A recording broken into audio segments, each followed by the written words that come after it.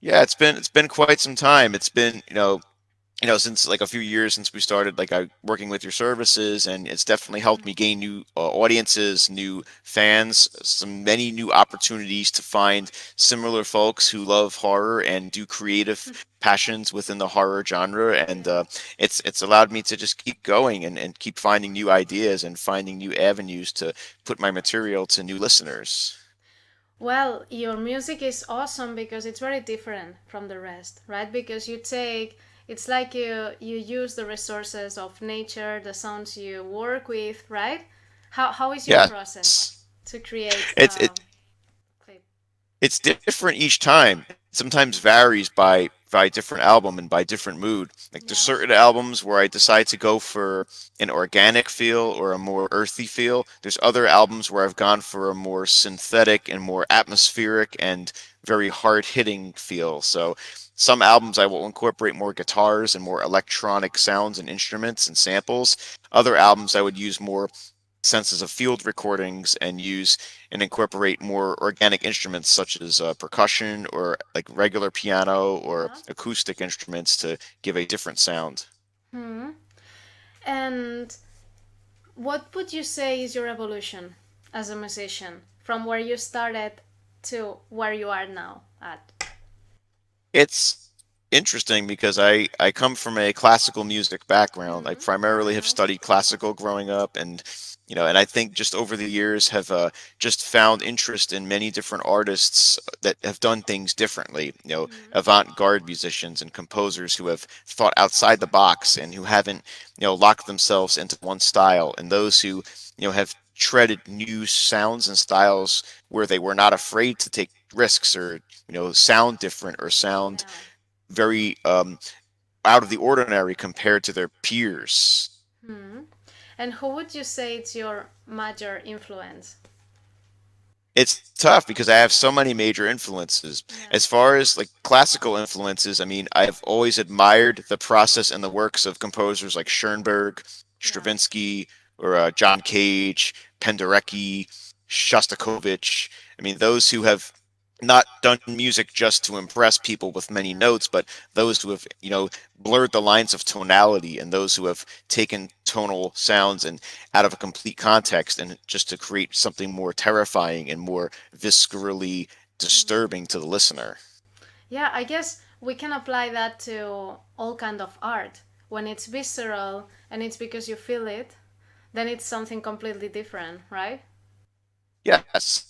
On the other hand, I've also taken, a lot of influences from the atmospheric and ambient Yeah. genres, as well as from, you know, musicians such as the group Dead Can Dance, who Yes. incorporates a lot of ethnic sounds and world fusion sounds, and Hmm.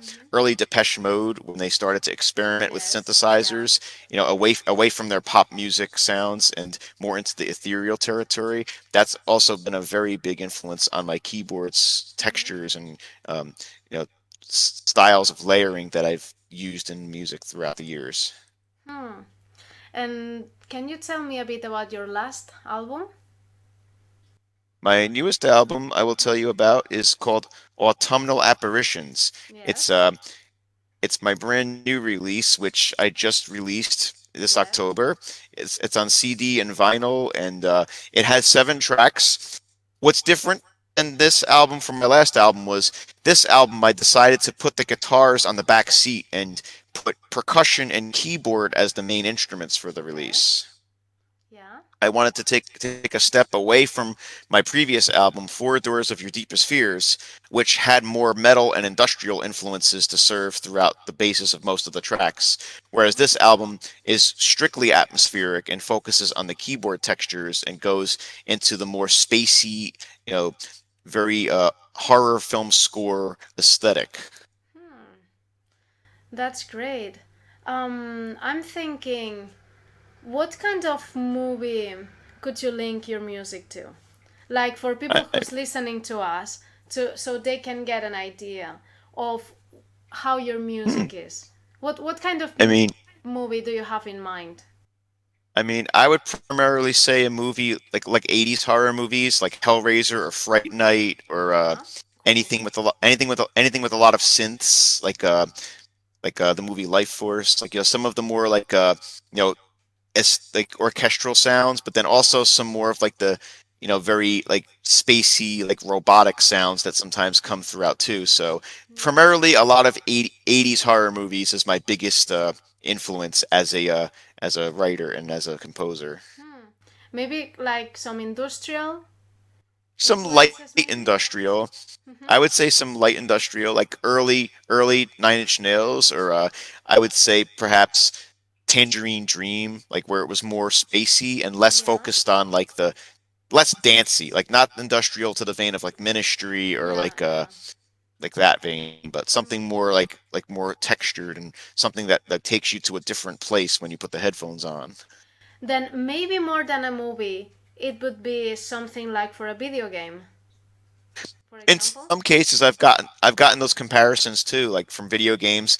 I had someone say that my music sounded like it could end up in a game like Castlevania Yeah. or something like an 80s themed horror game for NES or Sega, and I enjoyed those comparisons very much. Yeah. Well, because in a video game you really are into that world. Maybe more than in a movie. Actually, they say, I've heard that many people say that video games are replacing movies. Slowly In replacing. a lot of ways, it's taking a different approach to art and entertainment because it's allowing the person who's holding the controller to control the narrative and to take the story in their own hands and to not have to necessarily follow a fixed plot, but to be able to change the course as they're going through. In some cases, it's a win-lose situation because if you lose, the story ends and you have to start back from the beginning. Yeah. It's on you. It's everything is on you. But it's funny because there are a lot of games about movies. So it's like somehow it's taking over, right? Because now you watch the movie and you enjoy it as a painting or something, but then you can get into it. And that's way more fun. Maybe in the horror community more than in other genres. I don't know what you think. I think horror, sci-fi, adventure, action, they all overlap in some sense, Yes. especially in those because there's more excitement throughout. I mean, I don't think you'll see a comedy video game or a drama video game or, Yeah. you know, a biographical. You'll see something where there's a lot of action that takes Yeah. into hand, like, where there's like escaping or trying to find something or trying to hurt something by means of violence or trying to protect yourself and your friends or family from violence from Yes. And you demons or can just blow things supernaturals or up from just for pretty fun. much just there's so much variety to it. Yes, I think they are very right when they say that because maybe before video games had a lot of rocks in the way in regards to graphics and to make it feel so real, like they make fun of these characters that they come to you and tell you something and they are like robots, like the kind of video games we had before. But now they are so realistic that they just blow your mind. I mean, I've been playing Of games like course. there's one I want to try that it's a Scorn, which it looks awesome, and I can't wait to try it. And I think if they gave me the option of the movie or the video game, I just would jump on the video game without thinking. So I think That's you, a good way to look yes, at it. exactly. So your music, I think, really matches that kind of atmosphere because you change from one scene to the other. You don't know what you're gonna find in there. You're playing like this, like you really are there.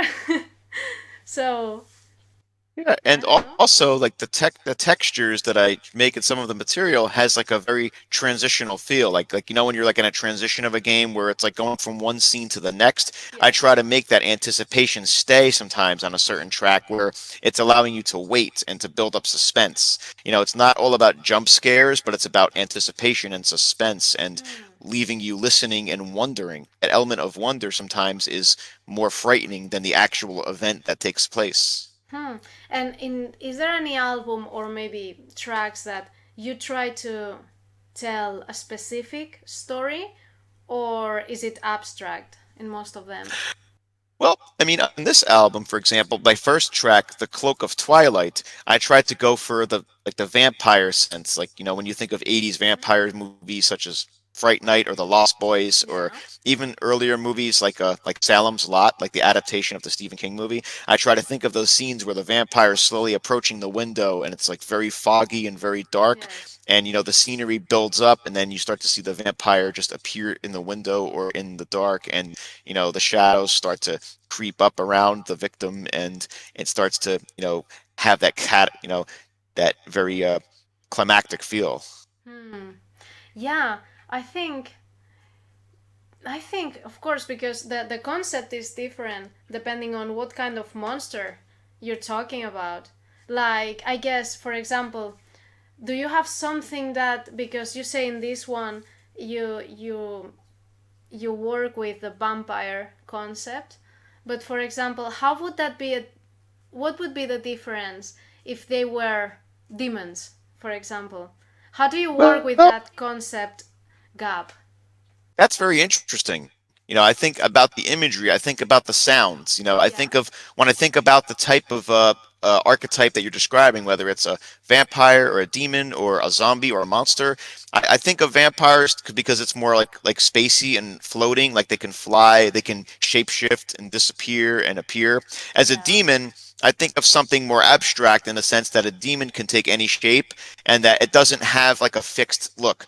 Usually, when one thinks of a vampire, it's usually a refined looking individual, Yes. like a gentleman or a lady Yes. who has like a very pale but yet very dignified appearance. A demon has a more grotesque, uglier, more like a very awkward way of Mm-hmm. moving, but it can move really fast, and it can also sneak up when you least expect it. Yeah. Yes. And in that sense, yeah, I just think a demon is like, in that sense, I would record something more atonal and more viscerally terrifying in a sense that would be more shocking, and that would be more like something that crept up on the person instead of something like a vampire where it's more alluring and hypnotic and mesmerizing to the Mm. victim. Yes, well, that's why everyone is in love with vampires. So, I mean, yeah. it's a concept that's been around forever. Yes, even more because that's the difference, that the character of the vampire, they have been people before, but not demons. So demons are like, right? I mean, I think that's the difference. It's like the concept of demons, they enjoy torturing you and torturing your mind and scaring the hell out of you. And Absolutely. vampires don't. Vampires are not there to scare you, are there because they want something from you or whatever is the story is, but they are not there to torture you. So yeah, it's interesting to think that the different kind of energy that music needs to have when it comes to, Absolutely. like, if we say for example werewolves, that would be an action movie, an action kind of music, Yes, right? something very energetic, because when that transformation happens, when the full moon hits, when the person Exactly. transforms into the werewolf, that would be something very menacing and something very powerful. Like no holding back, but just full on, full force attack, and sinking its jaws into the person that they see, Exactly.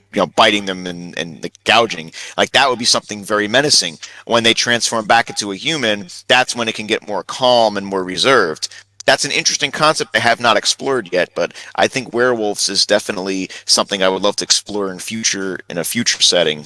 That's awesome because werewolves can also have both parts. Because we say vampires are elegant and alluring, and demons are just like disturbing, infernal creatures.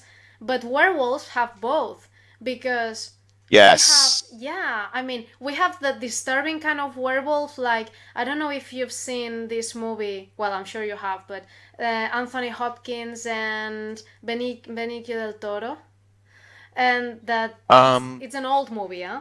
It's I mean hmm. has a lot of years, but that Benicio del Toro is the one that he's a werewolf. Well, Hmm. Anthony Hopkins too, but he's the new one. He's the newbie, so he's starting to realize everything that happens, and it's a very disturbing movie. There's nothing pretty about him being a werewolf.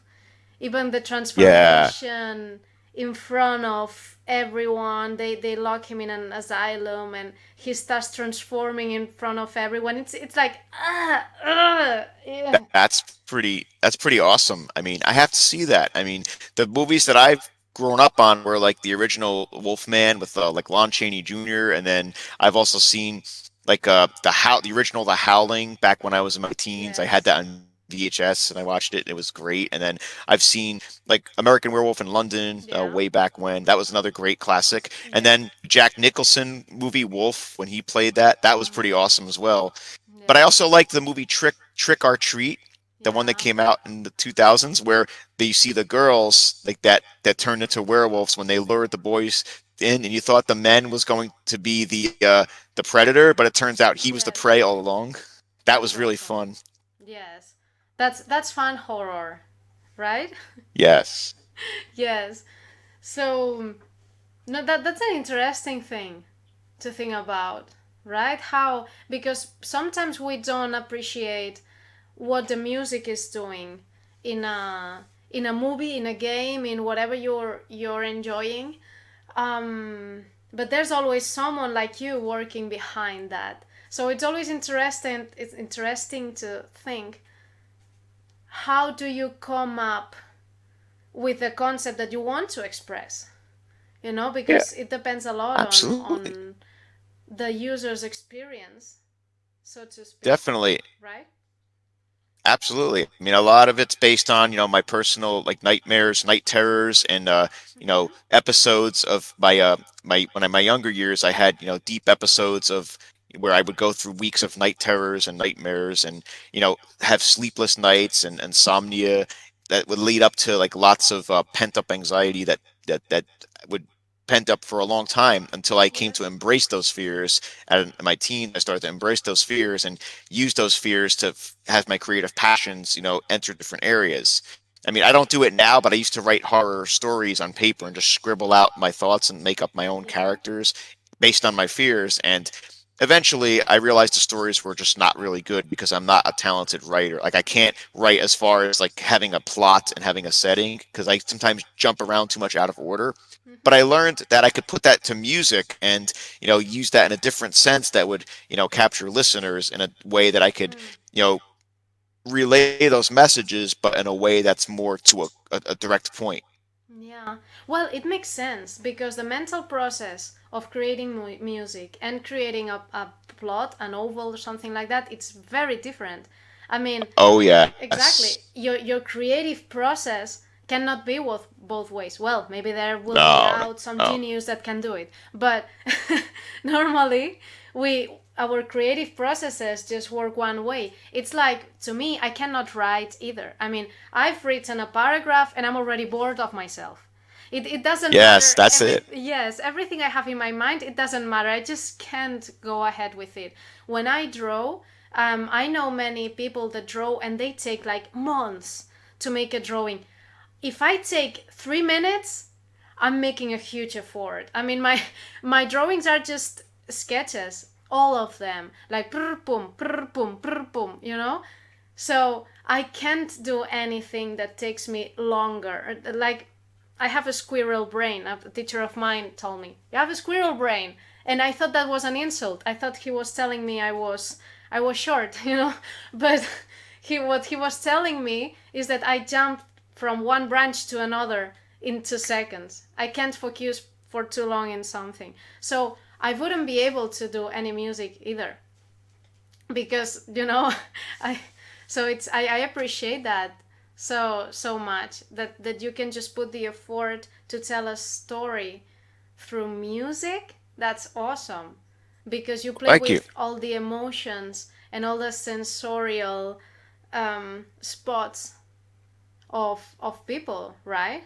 So when you were telling that you used your night terrors and all of that, did you have a sleep paralysis? I have had sleep paralysis. I still experience sleep paralysis to this day. I mean, I still get instances where I feel like I'm getting, trapped or getting sucked in, or I feel as if I'm hearing like noise and it's like pulling me from one place to another, and then I can't move and I can't speak. I have had that instance several times, and I've read many articles to say that sometimes your sleep can get interrupted by like certain chemicals in your brain that trigger at a spontaneous point. Sometimes it has something to do with something that's not problematic. In other instances, it is sometimes attributed to health issues, but I've checked my health issues and I seem to be pretty fine on many levels. Yeah. So I'm guessing a lot of this is spontaneous and a lot of it's chemically just, like out of nowhere. Yes, I ask you because I do. Well, now I haven't for years, but I had a lot of sleep paralysis when I was younger. And it's really terrifying. And you bet you take Yes. content from there to create horror content because it's terrifying. And I remember that at the beginning, like maybe for years, I had no idea what that was. It's like you just think you're going crazy. Because you Yes. think that it's a Yes. real experience. Well, it is real, but it's like you are it's like two slides, the reality and what the brain is putting on top, your imagination. So Yes. it's like a living nightmare, and I guess it depends on what you have in your mind. You see different things. Course. It could be anything. I mean, it could be something from something you've seen in a movie or something as random as like, getting chased by bees or spiders or something like really Yes. silly like that that doesn't really affect you in real life, but in the nightmare sense, it becomes like your biggest fear. And then when you wake up, you either realize like how disturbing it is, or you look back and you realize how silly it is because, in the real world, this would not affect you as much. Yeah, but when you're there, you don't care about the real world. It's like being in an Exactly. hallucination. And Yep. to me, what I read, it's that it can be provoked by the lack of sleep. When you haven't slept in days and days, it's like the in Freddy Krueger, the micro dreaming, though, that they Yes. have something like that. Something, but that's real. When you don't give enough sleep to your brain, like sleeping 1 hour a day, for example, in a week, you're gonna start going nuts, and your brain is going to start disconnecting at any time because it needs to reset.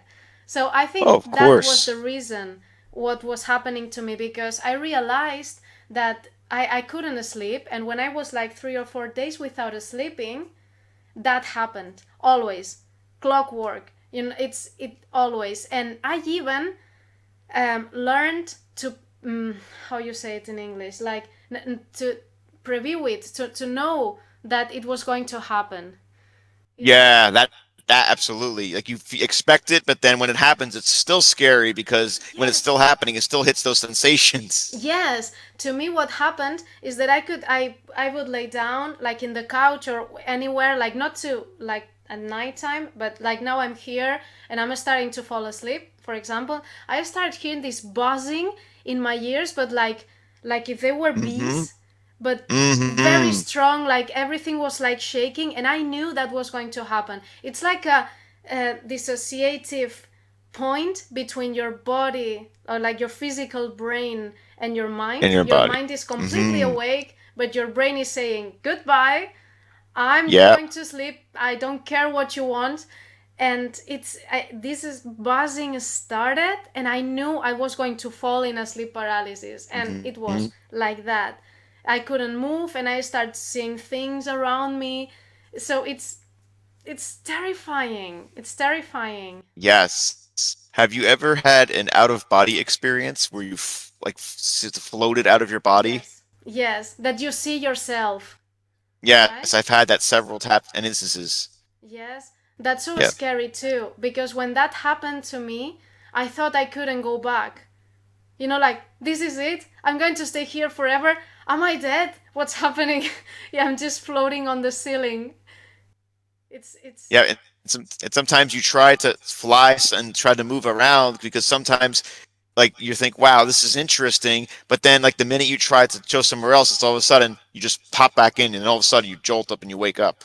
yes, yes. Yes, it's so trippy because you never know. I mean, yeah, it's your brain. Okay, it's your brain, but you're feeling it. Yep.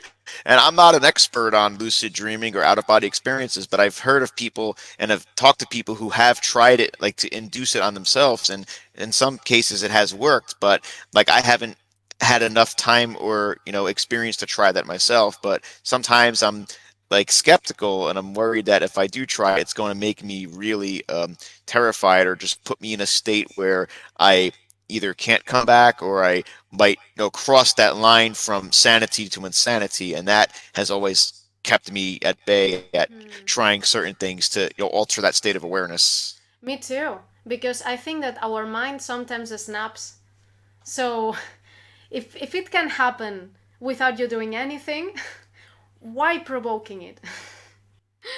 Right.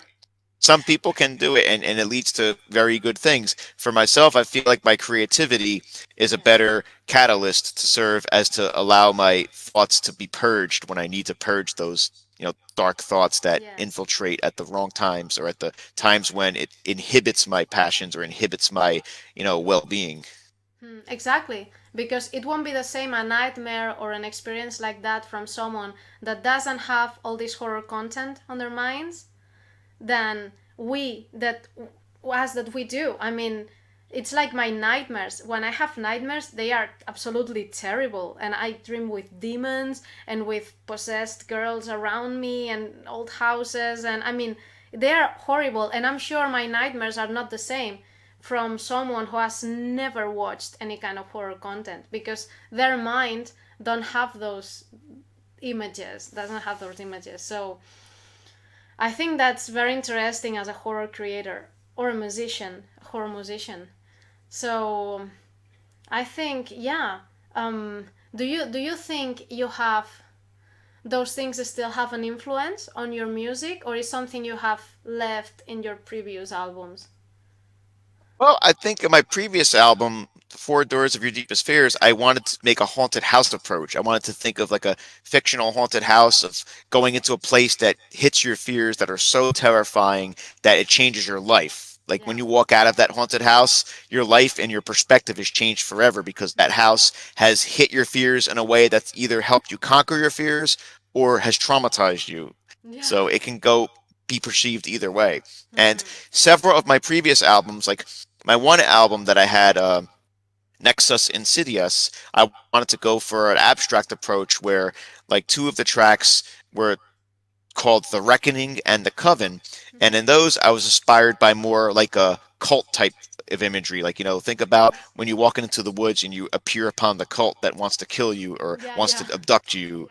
I Yes. think about movies like the Strangers, for example, Hmm. and then they trap you and they bind you. And then on my previous album before that, Dies Furialis, Awakening the Lemurs, I wanted to explore like underworld Roman mythology and talk about like, the gods and goddesses of the Roman underworld that would wreak havoc on modern civilization if they were to be evoked. Yeah. Yeah, it's now that you say that about the haunted house that changes your life, I think that's true. I think sometimes there are a lot of movies of people who get into a haunted house and they just leave that they are all nuts. Oh, of course. I mean, like I watched the movie Haunt, and I've Hmm. watched the Rob Zombie movie 31, and I've watched several other movies like Hell House LLC, and Yeah. movies that have dealt with haunted houses or staying in a house where you're there for a long period of time and you're either abducted or you're kidnapped or you're there on your own will. But no matter how the case is, if you get out alive, you're not the same as you were going in. Yes. Well, I think that's what horror does.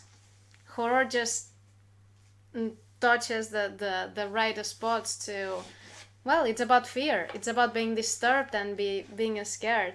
So it's very emotional. I think more than any other genre, honestly, because Absolutely. yeah, because I think it goes straight to your fears, to your traumas, to the things that mm, your mind processes. Like for example, in fantasy, there's amazing visuals, amazing images, amazing epic movies. Okay, but it's beautiful. It's you can like it like I can like lasagna. It's Mhm. it doesn't have to be anything with me. I can like elves, but they don't touch my mind. They don't trigger any kind of hidden fear or memory. But horror does. Right. It's its work to do that. So that's why I think music in horror it's especially important. Absolutely, it's crucial, and having the right sounds and the right music matched with the right movie and the right imagery is Hmm. important.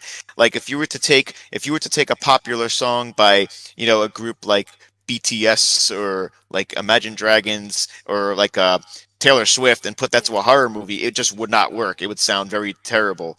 Or exactly. it's like watching a beautiful drama movie and putting on like Cannibal Corpse or Yeah. like or something like that. It just doesn't work. The fitting and the imagery is it just looks doesn't look appropriate or fit. So Yes, the right music has to fit the right setting, or else it just exactly. looks silly. And there's also the situation where a silly song or something that it doesn't match there turns terrifying depending on the scene, Yes, right? Like I read, even it wasn't a movie. I read a book. It was Husker by Mark Johnson. That the psychopath, well, psychopath. It happens a lot of things in that book, but he sings when the saints go marching in. He just goes around singing that interesting. song.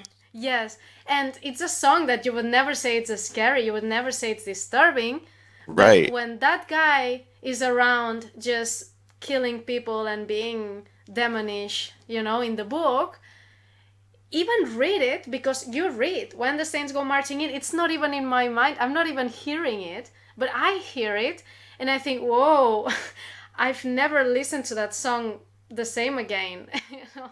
Right. Mm. And Rob Zombie's done that and well in his films like The Devil's Rejects, where he has Ah, yeah. scenes where there'd be bloody things going on, but then you hear classic rock music in the background, and you're Yes. like, wow, Well, The like it Devil doesn't fit. Rejects is one of the best movies ever. I mean, I think I've watched it like 100 times. That to me right there, I think that's his best movie. Like that's his like true masterpiece. Like I mean, a lot of people talk about House of 1000 Corpses or you know Yeah. what's that other one, Lords of Salem, which Hmm. had great imagery, but I just thought it was pretty like it just was it was disorganized. Like the imagery was cool, but the story kind of like was all over the place. But 31 was really good too. But I think Devil's Rejects is his top film. That's like his Yes. magnum opus. Yes. Absolutely. Absolutely. And it's fun because the first time I watched it in Spanish because, well, it just came in my way. And I already thought it was good. But when I had the chance to watch it, because now it's very easy, you just change Amazon Prime original version. But before, you had the movies that you had, and if they are in Spanish, you can do anything about it. You don't have all those menu options we have now. So when I watched it, I thought, wow, this is so cool, And then when I watched it in original version, I thought it's 1 million times better. I mean, and I think that movie hits a lot of buttons because first off, you don't want them to be caught. Right. And why?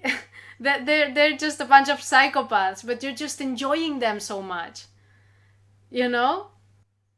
Of course, it gives you that sense from that opposite perspective of wanting to like embrace the villain as you're in that controlled environment. I mean, even in real life, if you know that people that do those types of actions are completely disgusting and reprehensible, in the movie setting, you're thinking, "Wow, this villain is quite a character, and I can't wait to see what he or she is going to do next." Exactly. They are just too cool.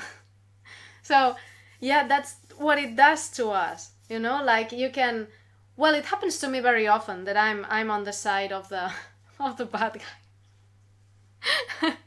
But I Well, I see. mean, of course, I mean, you watch a lot of movies that come out, especially like the slasher movies, and Yeah. you see a lot of the victims in the movies, and some of them are just very stupid, and some of them just make very stupid, Yeah, unintelligent, I know. uneducated decisions. Like, hey, Yes. let's go into the woods in the middle of the night by ourselves, and nothing's gonna happen to us. Let's go out there and let's go swimming. And all of a sudden, you see a dude with a knife, and it's just like, oh, hi, who are you? And then they start Yeah. asking questions. I mean, first of all, why aren't you running for your life when you see that in the first place? You're just looking curious. And then as you're 5 feet close, then they're like, all of a sudden, huh? Ah! And then you're like, you had all the time in the world to get out of there when you did. Like, first of Yeah. all, you're an idiot for going there in the middle of the night in the first place with your friends or your girlfriend. Go back to your cabin and stay where you belong and don't, try to provoke the killer. Yes, exactly. Or those girls that they just trip over 100 times before they get to the car, and they just take the keys of the car, and they have like 1 million keys in there. It's all like a, you know. They I, set themselves up to fail. yes, exactly. It's like you deserve to die. You're doing everything. And I had a good laugh with, there was one of these horror fun memes that go around, that there's you see Jason Voorhees, and it says, "I'm not the sharpest tool in the shed."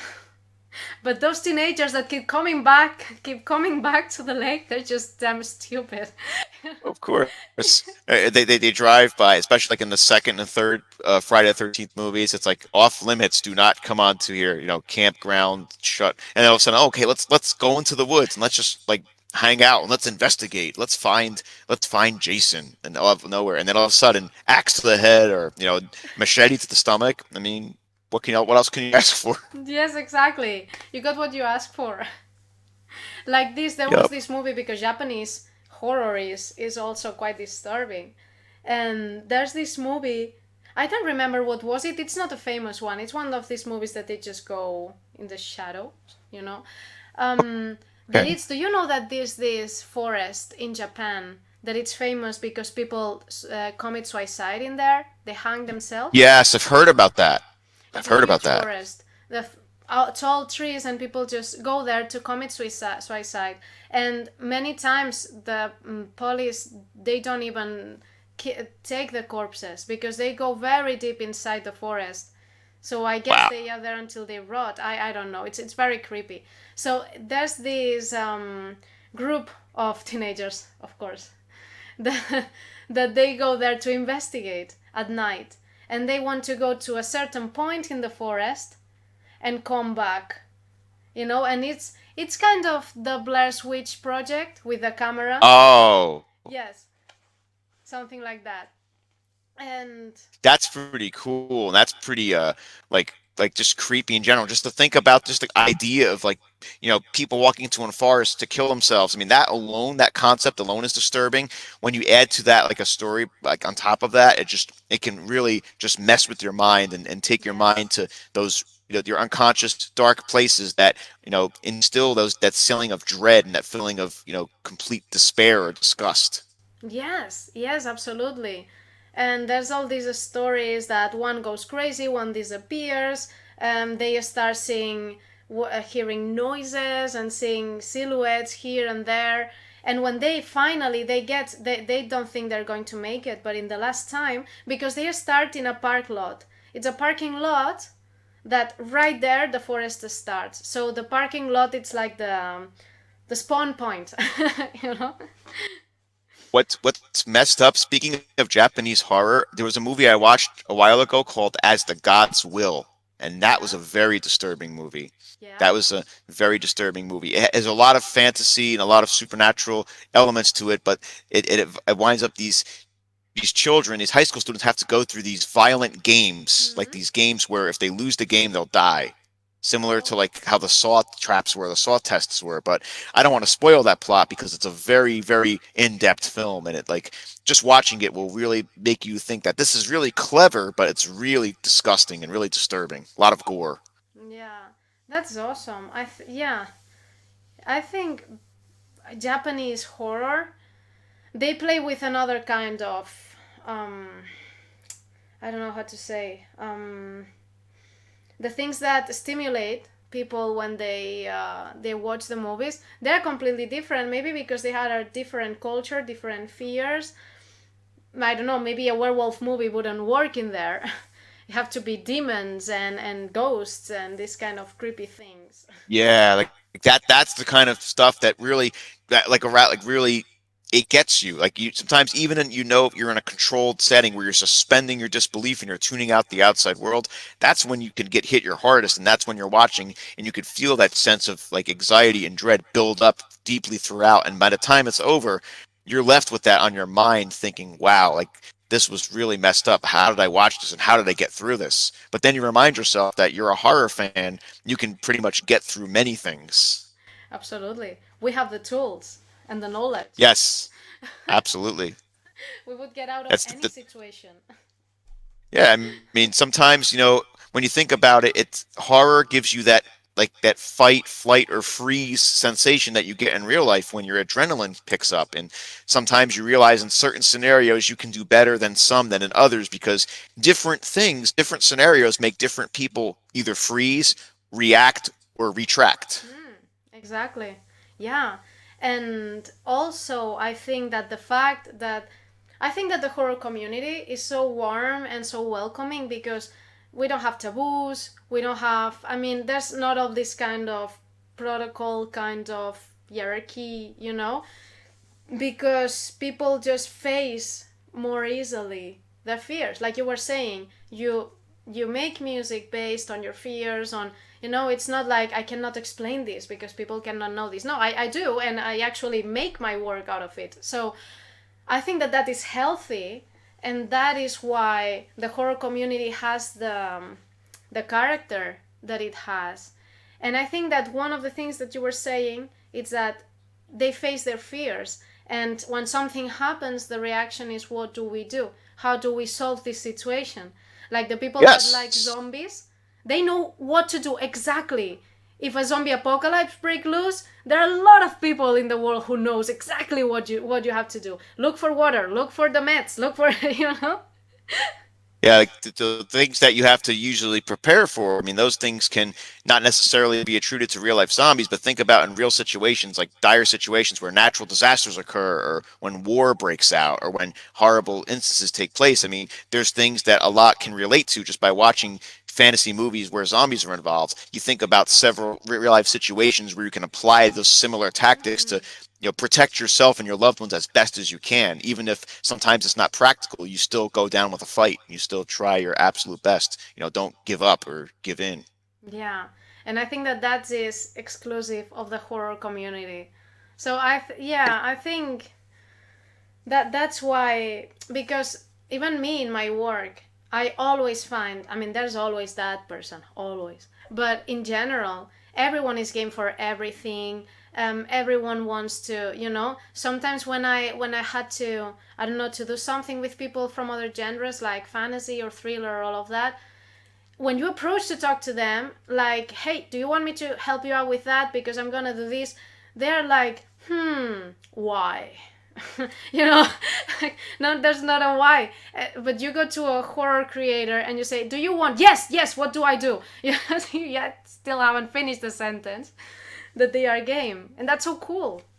Well, I think there's less, in many cases, there's less pretentiousness and there's less there's less elitism. Like in certain communities, you have like that pseudo elitism, like that I'm better than you because Yeah. I've done this for many years, complex. And then Yes. you have other people who have that my subgenre is more pure or your subgenre is more corny or it doesn't hold up as much.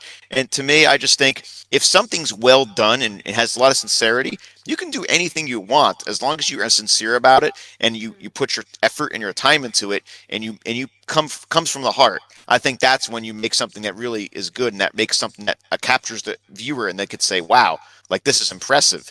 I may not this might not be my favorite, but they put a lot of effort into it and they're passionate about what they do. And Yeah. that's the difference between someone who just goes, "Oh, I'm going to try this just because I think I'm good at it and I'm the best at it," and that's it, with no other effort or no other like true nuance. Yeah, absolutely.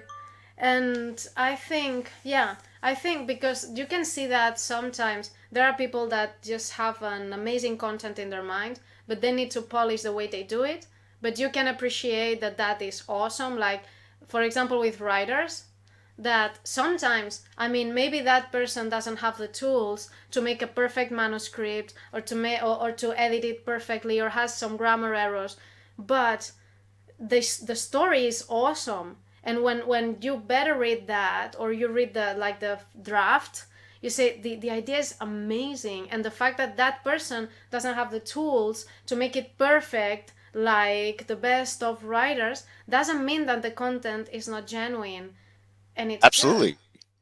You're absolutely right. I mean, the sincerity is more important than the style or the look or the image or just the bells and whistles. I mean, you could have all the ornamentation or the bells and whistles, but if it's not like lined up properly, or if it doesn't like fuse together well, it just looks like just a bunch of stuff thrown together, like a mishmash, like a collage. Hmm. Exactly. And because I think that at the end, we all can learn to do those things. I can study English philology and I can be an editor in time if I put my effort on it, but I can create an amazing horror story if it's not in my mind. It's something you are naturally born with Right. it. So, Yeah, and of course it has to speak to you too. I mean, when you have talent and you use it, you have to use both, and you have to let it speak out in a way where it's, allowing yourself to connect. If you're not connecting, or if you aren't trying to connect, that's where you lose the magic, you lose the sense, and it sometimes falls by the wayside. yeah, it happens to me sometimes. I mean, my drawings are very. You can realize it's a drawing of mine because it's just what I do. I don't do any other thing because that's what I don't even know what I'm going to draw when I start. It just appears there. So sometimes there are people that ask drawings from me that I just can't do because I can't draw that. And they say, but if you're drawing these, you can do the same but draw these. Right? It's No, not the same. no, I can't do it. I can't do it. It's just like that, you know. And I think it's the same with any other kind of art, really. Absolutely. You have to at a certain point in your with your talents, you have to narrow your scope to a certain level Mm-hmm. and do what's working for you and what can resonate with you and what your audience is doing. I've done many things in the past with music that didn't work. I've tried and failed Yeah. with many things that either didn't work or didn't materialize, but when I put Cucurbitophobia together, it materialized and the magic just came together. And now it's not always perfect, but I've realized what works and I've focused more with what works and have developed that formula while still trying new things to enhance the formula to expand those horizons without losing the the basis or the core sound of what I Yeah. set out for in the beginning. Well, that's how you learn, really. That's it. I don't think anyone just does the first thing ever and it's already a hit. I mean, we learn No, just no way. making mistakes. Like, even when it's nothing creative, like with my work, I've been learning as I've been doing it because this is not what I studied. I mean, I studied chemistry. That's what I studied. Wow, really? Yeah. I mean, That's amazing. it has nothing to be with my work, but it just happened and I had to learn things. I didn't know how to edit a video. I didn't know what marketing was. I didn't know how to use Photoshop, how to make the website. Every time, the other day I was joking with a friend saying that sometimes something happens on the website and oh, okay, oh, and that I go to YouTube to look for a tutorial because I have no idea. And I don't understand the tutorial, so I need a tutorial to understand the tutorial. And You know what? that this is That's great though. that's how you learn, I guess. And well, just when you don't have the tools, you have to invest time, I guess. Yeah, I mean, and you could work within your limits. I think knowing your limits and knowing which limits you could expand upon or which you can push further is what can, tell you to succeed. I mean, sometimes certain limits will not go any further when you try. Other limits will. So certain areas you can expand further into your knowledge and you'll be able to develop further. There's certain areas where even the smartest person in the world will still have barriers to overcome and Yeah. will still have more time to work with, and some things just don't come as easy because it's the way our brains are individually wired. Absolutely. That's why we are all different. That's part of the game, part of the fun. Absolutely. That's what makes horror such a great genre, is that there's so many different individuals and creators that, either by themselves or by teaming up as collaborators or Yeah. with groups or with teams can do amazing things, and sometimes it materializes into work that stands the test of time. And do you have now any new project going on? Or are you still Well, focused? Sorry, go on. well, um, Right now, I mean, I'm just currently marketing my newest Mm-hmm. album, the Autumnal Apparitions album, which Yes. is everywhere. I've been marketing that, and I've been, putting the energy into getting that to a new audience, building up my fan base on social media, and Mm-hmm. by just talking to different individuals to spread the word. I've been doing a lot of promotion and self-promotion in those regards. As Yes. far as other projects, I'm just right now I'm playing it by ear. Like I'm not putting any strict like yes or no to anything. I know Yeah.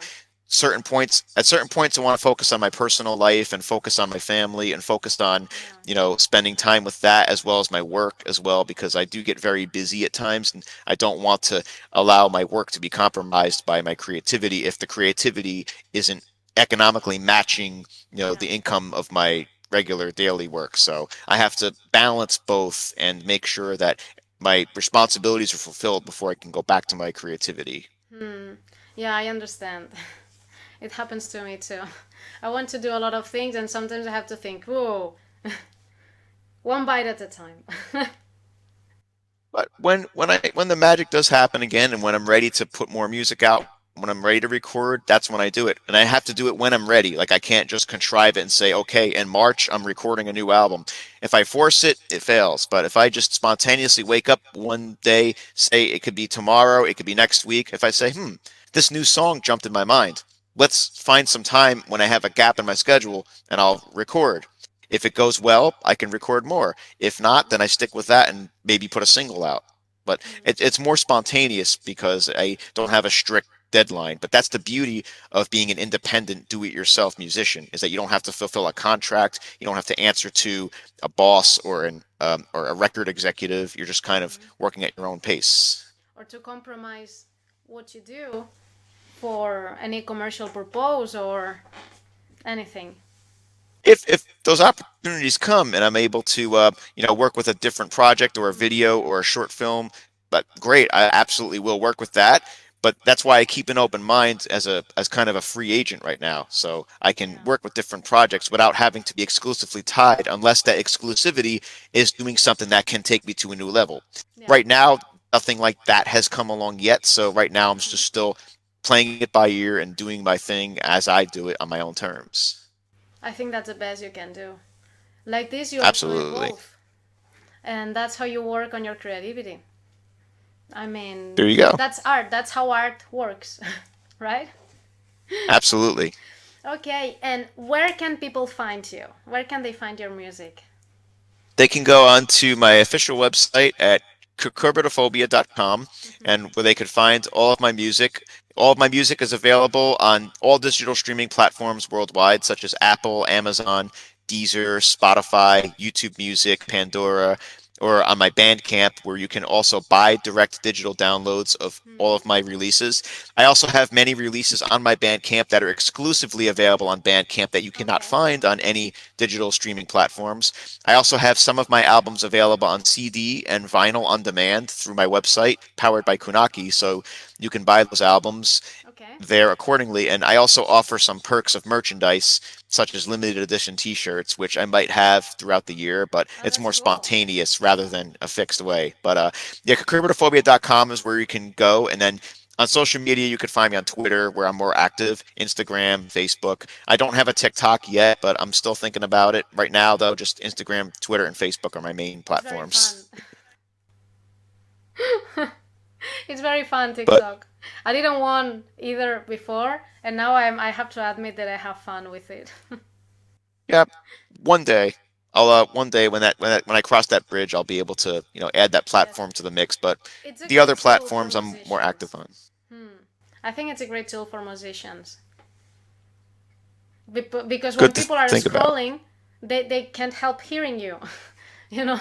So if you hook them, I think it's a very good tool. They don't have to hit play like on Twitter or even Instagram Reels. They are silent until you play Wow. them. Yes, when you're scrolling and suddenly a Reels pop up, you need to unmute it. Ah, So, and that's the difference with interesting. TikTok. TikTok, it just pops up in front of your face. So that's where musicians have their hook in there. Well, perhaps next year I'll probably launch a TikTok and I'll let everybody know when that time and that bridge is ready to be crossed. So that's a good thing. I'll keep an open mind about that and perhaps launch my TikTok when I'm ready. Yeah, you let me know. And thank you so, so, so much for being here with me today. Do you have a final message for our audience? Um, Some Yeah. wisdom? First of all, have a great Halloween season. Hope Yes. you enjoy all of the horror content, movies, literature, fiction, art, music that you can, and just have fun and just enjoy life to the fullest with what you can do. And if you'd like to check out my material, you can check out my new album, Autumnal Apparitions, Mhm. on any digital streaming service. And please feel free to leave any comments or feedback and let me know what you think. Thank you very much, Mar, for having me on the show. I really appreciate coming and talking horror with you and being on your Yes. channel. I'm very thankful for your services and all the work that you do for myself and for others in the horror community. So I appreciate it very much. Well, it's teamwork. It's teamwork. Absolutely. I was looking forward to talking to you because it had been so long. Yeah, it's been ages. Yes. So, and we need to make a new one whenever you want. Okay? When you have a new album or Definitely. anything. You have a TikTok? Oh, of course. You've You let got me it. know. I'll definitely keep in touch with you on that, and you've got my word on that. Okay, perfect. Then thank you so much for being here today and keep me updated on all your projects, okay? Absolutely. Have a great one, Mar. You take Okay. care. Bye bye. Bye bye.